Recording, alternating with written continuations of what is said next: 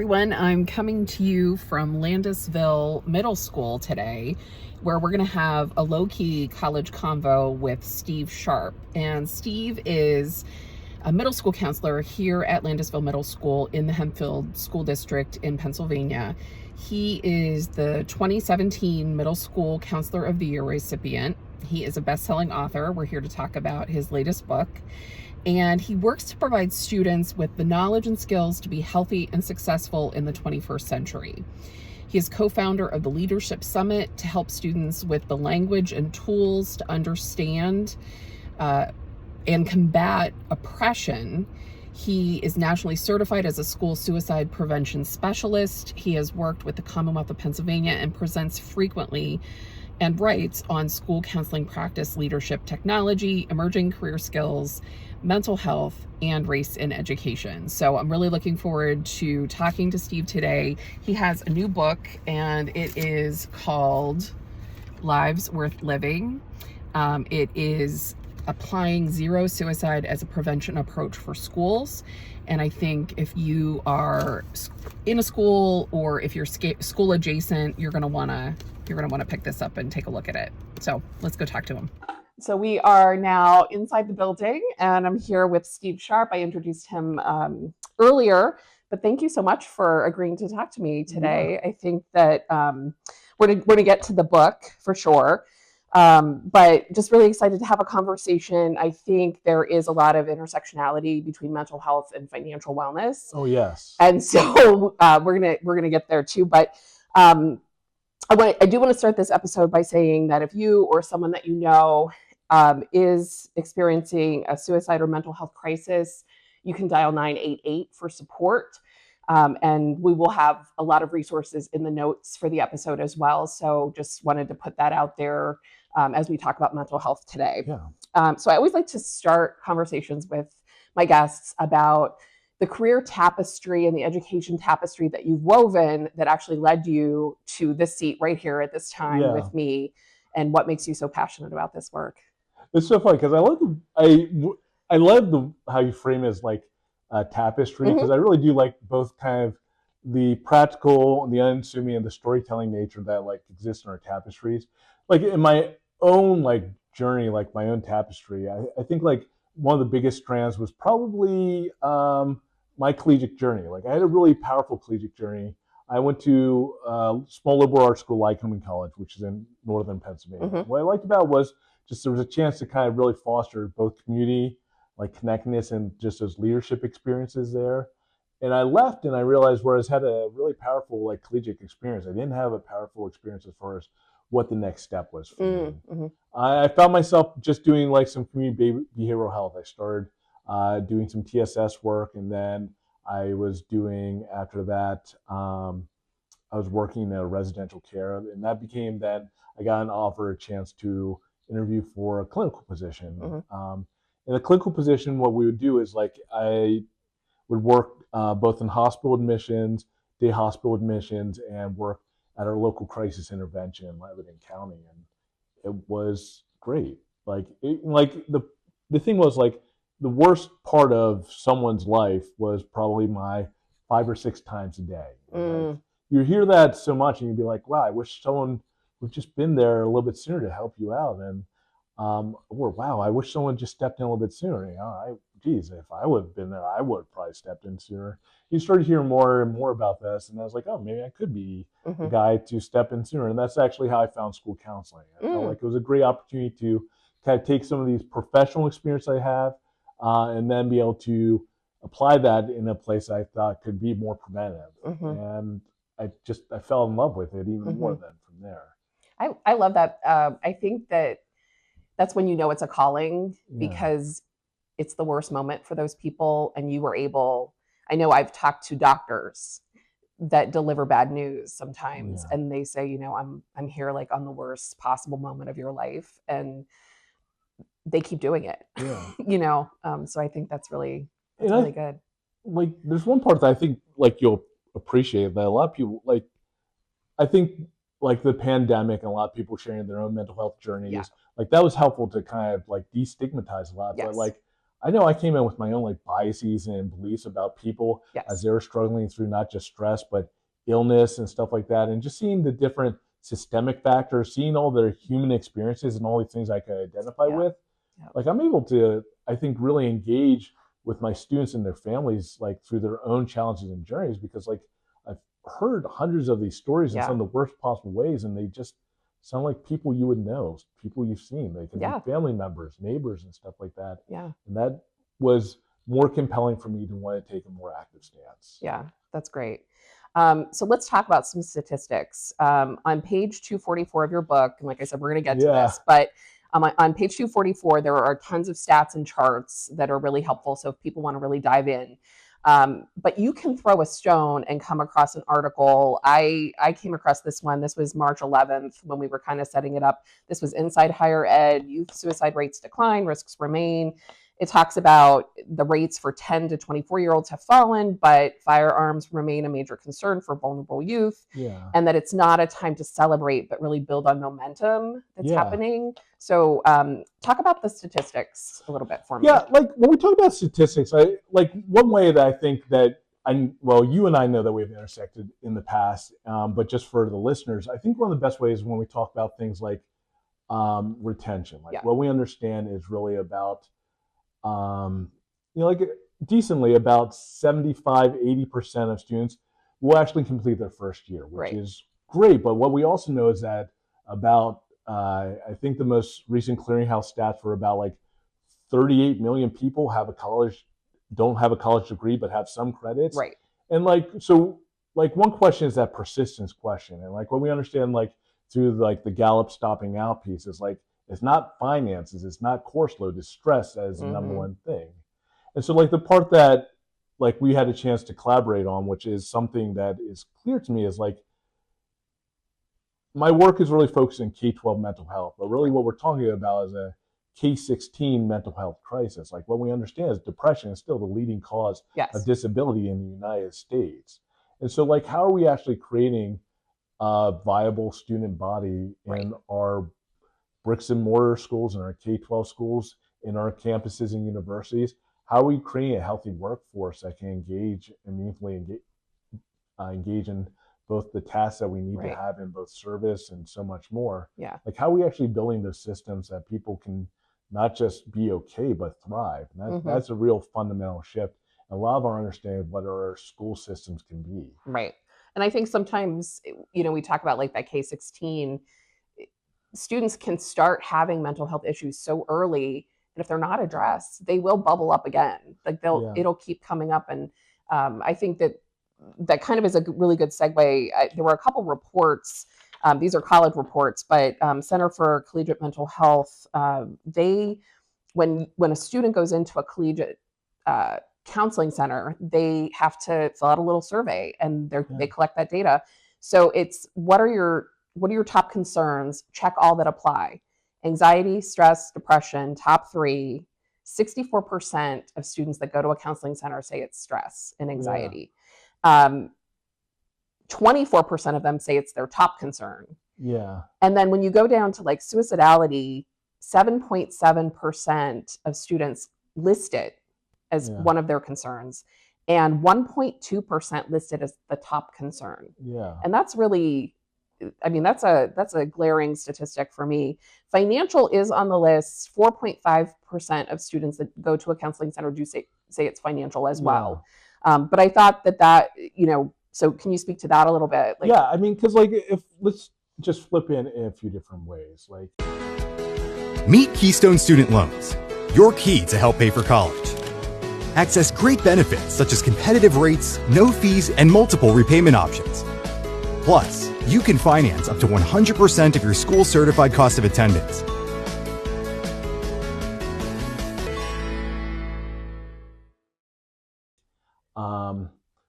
There's a TED talk making kind of like the higher ed mental health, like counseling centers, where it's talking about like, yeah, of course our kids have mental health problems because they have trouble like crafting a vision. And I was listening to it, I was like, I felt disconnected with that.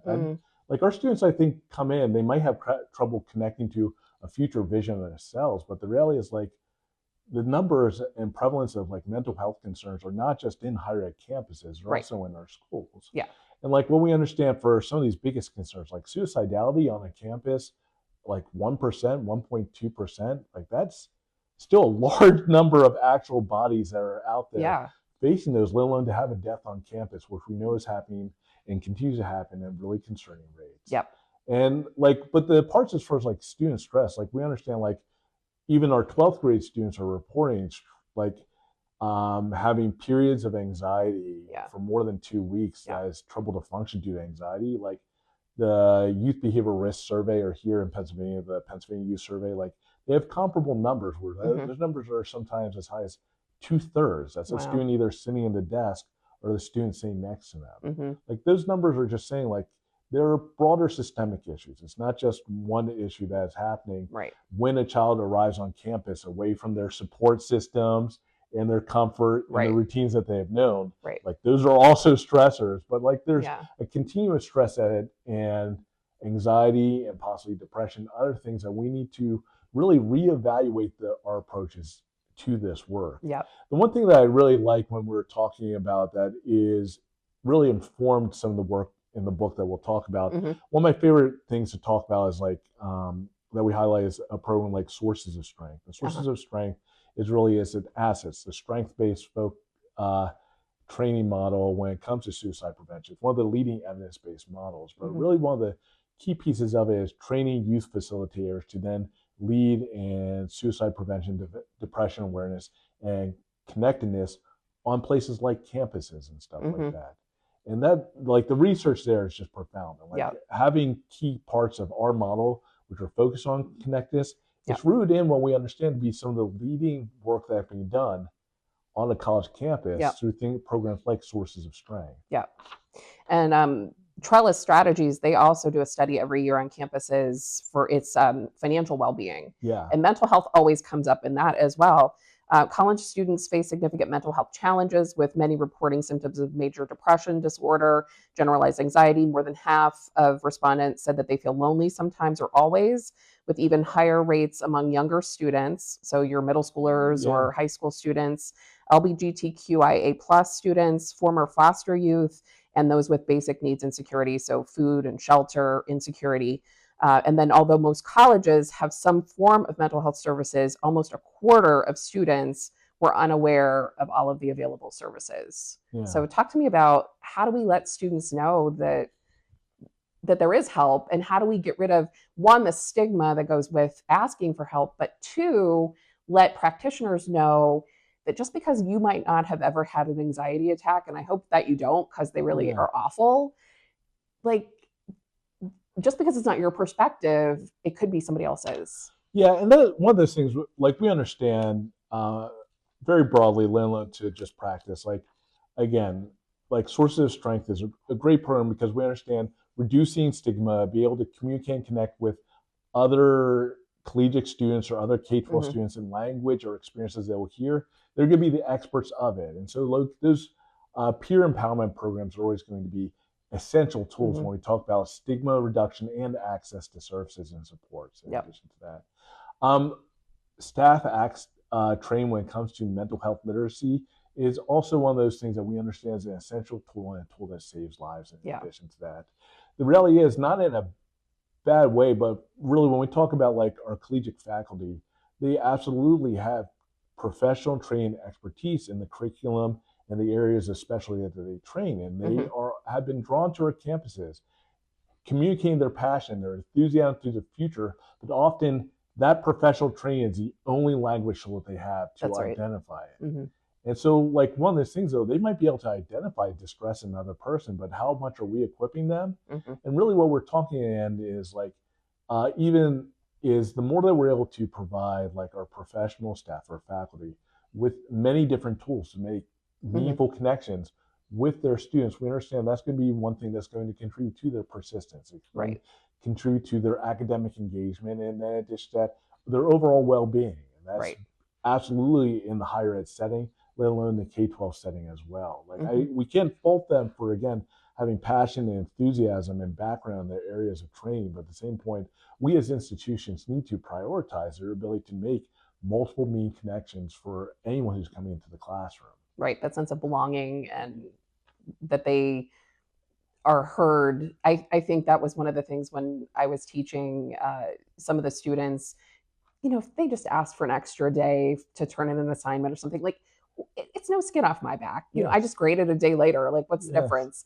But I think that's not always what professors will be willing to, well, I have a schedule and you need to learn how to manage your time better. And, and I think that all of that just adds to that stress and, but I also need to pay $3,000 and I don't have that. And, I'm also trying to work to send money to my family. I think today's learners aren't the learners of like when we went to school. And so it's really important to see them as humans first. Yeah. And let's meet their basic needs. And then let's see how we can get them through. Yeah. I mean, ultimately, and at our highest levels of success, the compassion and connections we build these are going to be our future colleagues.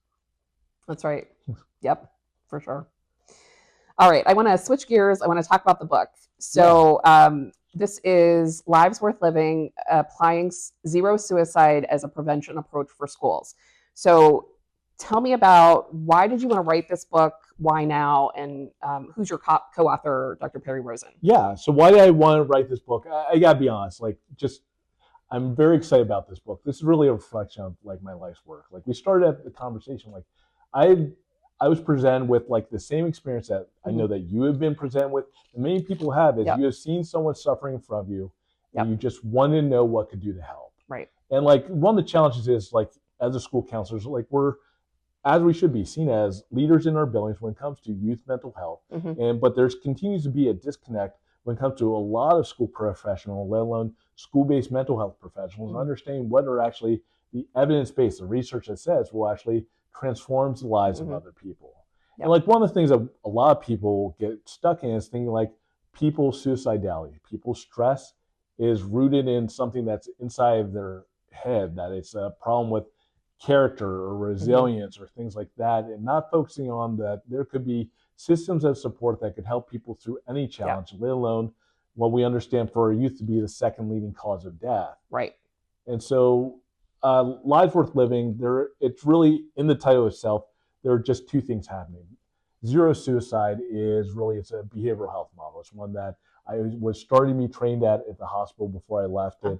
It really has a great research, and it's with the aspirational goals that be zero suicides in our behavioral health system.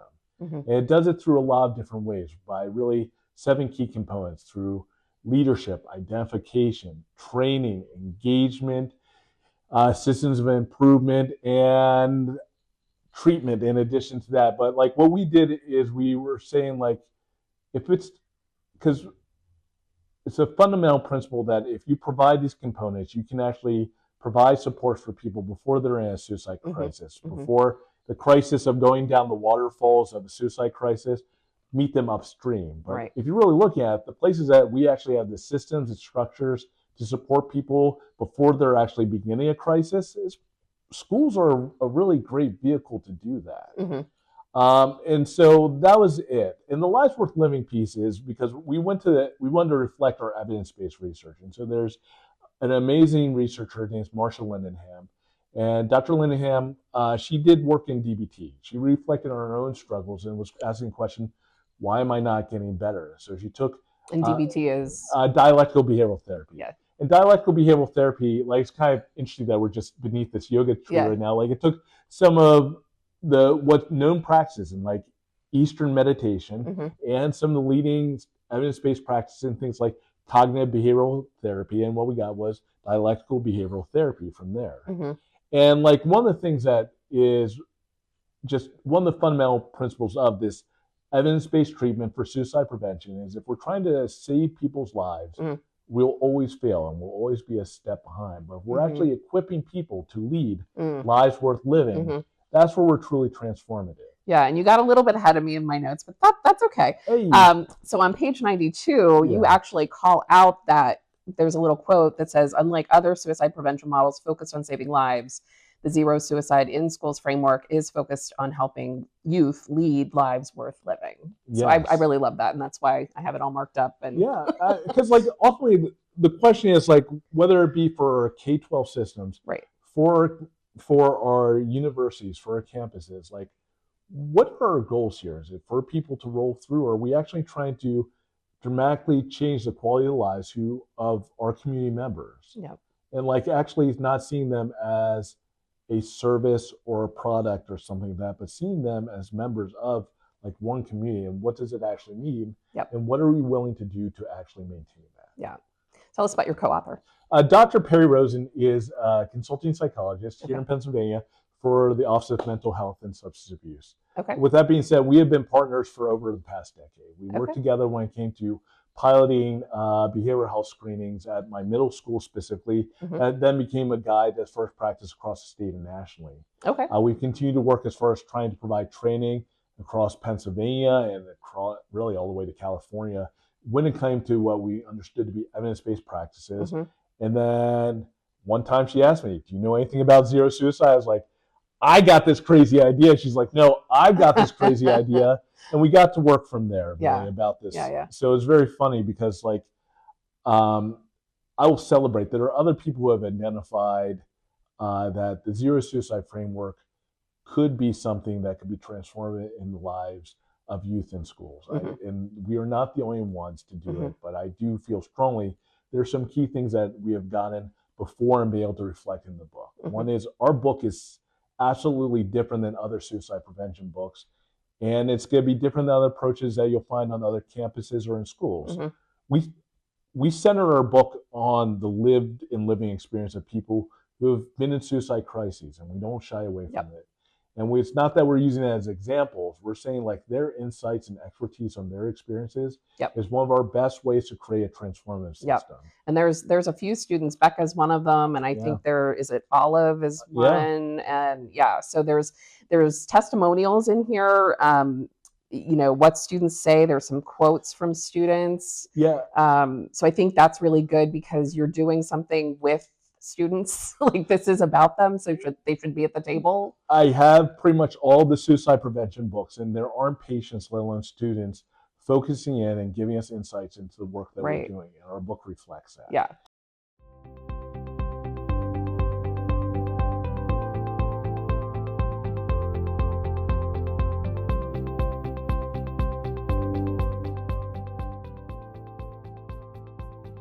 Is there such a thing as too much financial aid?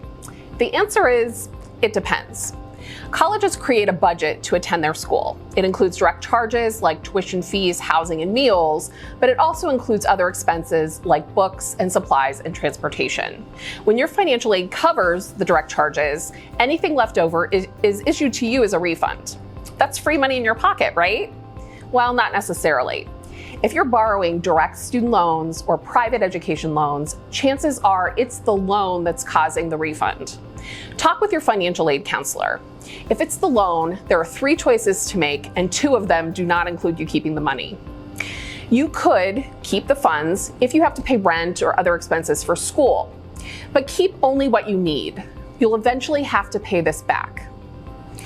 2, you can ask the school to return the money to your lender. Or 3, you can make the payment back to the loan servicer yourself. The bottom line, don't borrow more for your undergraduate education than you'll make the first year after graduation. And there's a lot of tools in here and resources for schools too. Like there's a whole section in the back that's quizzes, so you can determine at your school if you're doing what you probably should be doing. Yeah, I think like the part that I celebrate, because you've been part of many different systems change movements and your leadership, which is just to be celebrated. Like, so like our pop quiz it's an audit system. So really first, but like the only difference is that a lot of schools it's a readiness model. You're either doing this or not. If you're not, you're deficient. And what we really wanted to reflect in our work is a capacity building. Like the reality is like your relationship with the students in your classroom, your way to build as like an educational administrator or even as a state level educational administrator, like those types of leadership, it matters. It saves lives. And what we're understanding is it's not a question of ever doing enough, but it is a question of how can we focus and align practices? How can we elevate certain practices so that ultimately in the end we can continue to build capacity? And that's one part that I think has been missed in a lot of different educational, let alone behavioral health initiatives, but it's one thing that we want to center on the work. And so how can we identify the work that you're doing, have you have a chance to reflect and continue to build capacity, whether it be in all the way from your classroom to your state system to anything in between. So kind of at the beginning of the book, you start talking about intersecting of healthcare, school leadership, and culture change. And I thought that was really profound, that sometimes we don't think of all of the parts of it. And like you said, the systems. Yeah. And so explain those three things and kind of how we got to this crisis point. And I think one of the best ways is I was just consulting with a colleague who they have a student in foster care who has a suicide crisis, and sometimes it can come across to the families, to the child, to anyone who cares for them, like a game of hot potato. This person's in a suicide crisis, and not it, not me. And what we also understand when we're looking for change or for someone to come save, that we look for the behavioral health care system or the state system or the school system come in. What we understand is those aren't one system, but there are many different systems coming in. Yep. But the biggest tools that we have that we talk a lot more when we talk about things like connectedness is not just the connectedness with caring adults with our youth, but also interconnecting, creating tools or language tools or enhancing the quality or frequency across systems of communication so there are fewer gaps in addition to that. Leadership, I think, to a certain extent, is increasing the awareness and understanding of both the dimension and scope of the many different systems that impact our youth. And the one part that we do kind of continue to reflect on is the systems that impact our youth that lead to a suicide crisis might not be focused on suicide. They might not be focused on mental health. They could be our fiscal systems. They could be our legal system. And the more that we can understand and equip these tools, those are some of the most important pieces of it. Yep. Talk a little bit about preventive factors. So you talk about risk factors, and we know like a risk factor is something that you do that could lead, so you smoke, you could get lung cancer. But what is a preventive factor? Yeah, so we try and highlight that, like really, whether it be for Olive or Becca and them sharing their personalized stories, or we try and go expansively into the literature as far as like the protective factors. The reality is like a suicide crisis isn't just about a culmination of negative things. Right. And we understand for all those people who may have unfortunately died by suicide, there are so many people who are alive due to many rich protective factors. Yes. And that could be things like it could be faith, relationship with peers, relationship with trusted adults, access to healthcare, access to high quality education. The list goes on and on and on.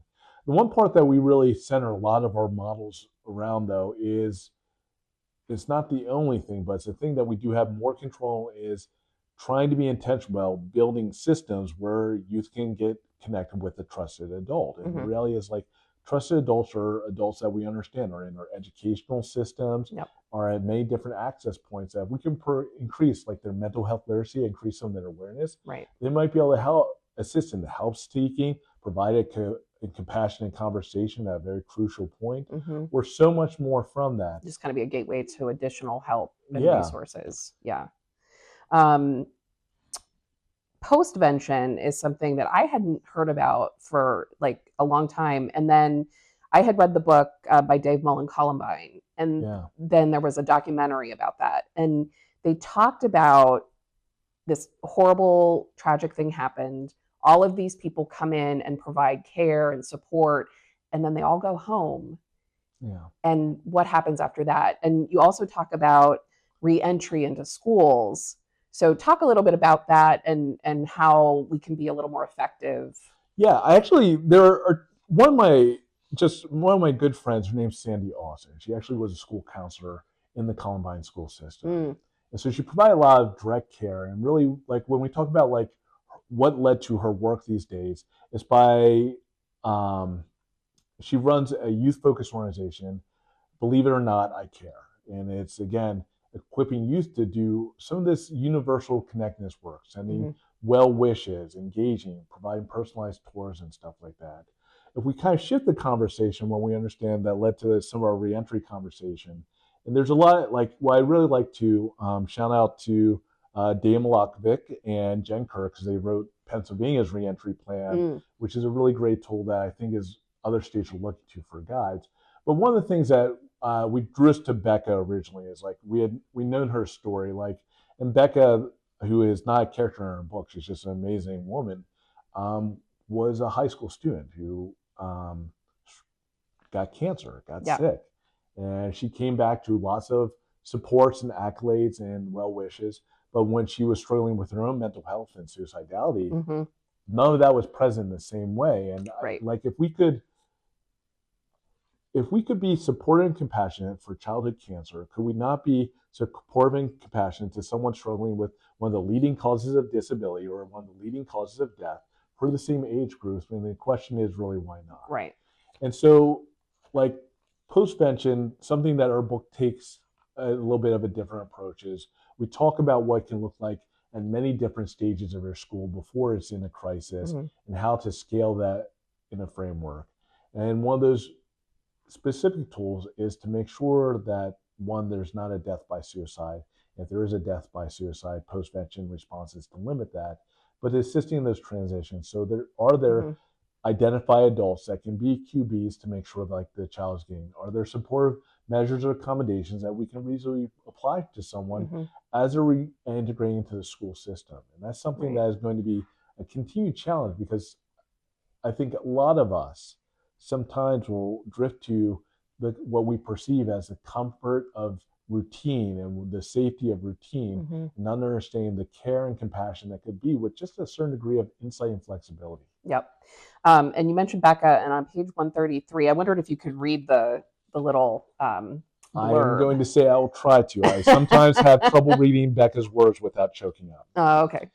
I remember being evaluated in the emergency room and having some time to talk individually with my parents. Each of them seemed to express a similar sadness and confusion.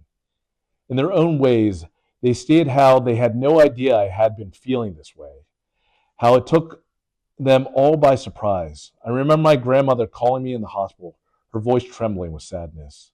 Through a shaky voice, she told me how sad it made her to hear that her brave, beautiful Becca was feeling so sad and bad about herself.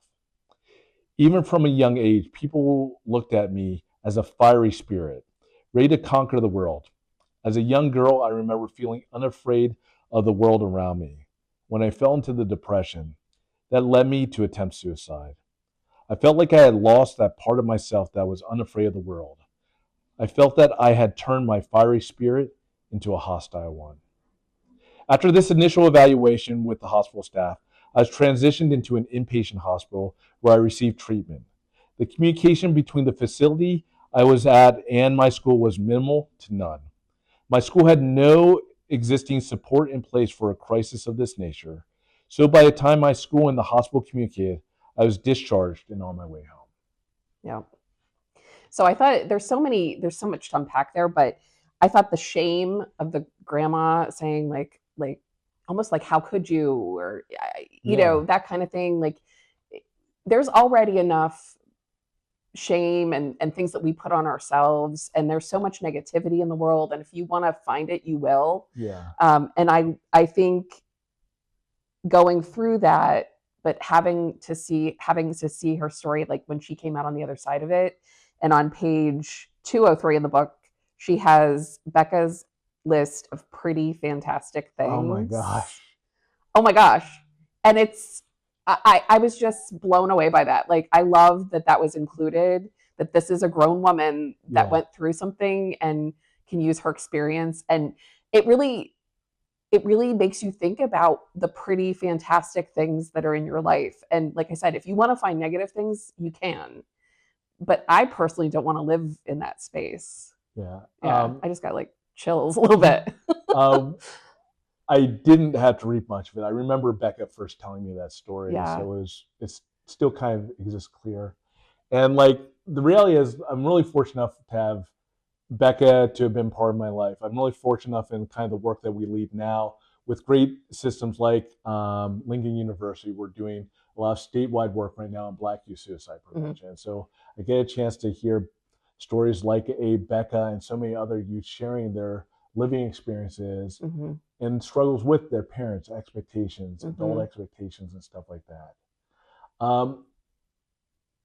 Becca's list of pretty awesome things started as a train ride back from CHOP, actually, after chemo. Oh, okay. And she was feeling me, and she saw, I believe, a sunrise and thought that would be a pretty awesome thing. And that was the first thing. Yeah. Like, the reality is, like, just as kind of like our train systems were designed not for sunrise, but so many other things, it created like this brief moment of opportunity that could be part of Becca's both physical recovery from chemo and just her ongoing recovery from there. Yeah. Like, the question is, some of our deeper American systems from there, like our education systems, couldn't we intentionally design those to be part of people's recovery, growth, or so much more? Yeah. Like, why did it have to be a train ride? Why couldn't it have been in an algebra class or something? Right. Like that? Right, for sure. And one of the other books that I always recommend to people is Kate Fagan's book, What Made Maddy Run? Yeah. And I think that if you're in a college setting or a high school setting and you're a practitioner or you deal with students, like, you need to read that book, because from the outside, it didn't look like there was really anything wrong. She was just struggling with the transition to college, and she was a runner, but didn't really want to be a runner anymore. And she ended up dying by suicide. And it was so tragic, but like, probably didn't need to happen like that. But we're just not equipped to deal with when things look good. Maybe we don't ask questions, or we don't, try to dig a little deeper and make connection. And we're very disconnected. I mean, we're on our phones all the time, and so it's easy to get disconnected, I think. It really is. And like, I really wonder sometimes, because like, when I think about like schools and like Maddy running and like some of those like grandma's comments and stuff like that, like, for our youth, there's an aspect where we want them to perform, and like, perform, I do think, is like part of the competitive, the running, to be their number 1 or number 10. But like, the question is, like, in the real world, particularly like in reflecting on my own life experiences, like, what is opportunity? Like, what are the things that in the opportunity that I really value? I don't think it's because I was the winningness. Like, I think back to like laughing with like friends or my kids, or like just a really good time, or like great album, or something, like some of these things that just were not part of the competition. Yeah. Like, when I was a runner, like, I didn't want to win. I just wanted to not be last. I wanted my knees to stop hurting. That's what there you go. There you go. So let's see. I want to just talk again about the assessments that are in there. You talk about warm handoffs, reentry, there's accommodation. Did I miss anything that you want to highlight in the book? There's so much. There's so much. Like, the book in of itself, like, here are some parts I can say. Like, our book is meant for someone to pick up with little to no experience and be able to have all the tools to take it as far as they need to mastery. Our book, again, if you want to pick up one, if you pick up 100 suicide prevention books, our focus is very clear in the title. We are not focused on death and on suicide. We're focusing on living. Yep. Our book does have a range of evidence-based practices, so you'll never have to question about the quality of the work or experiences that are available to you. In addition to that, we do have an implementation guide, the pop quiz, and that is meant to be a starting point if you're like, I don't know where I'm at or even to start. And then in addition to that, our book is not about suicide. Our book is not about schools. Our book is about all of our students that we know can benefit by the experience, which is why we have 2 students from the beginning and 2 students at the very end share their lives with us. And we're just so grateful for that partnership. Yeah, it's so good. So if you haven't seen this book, I would recommend picking it up. You can see I've tabbed.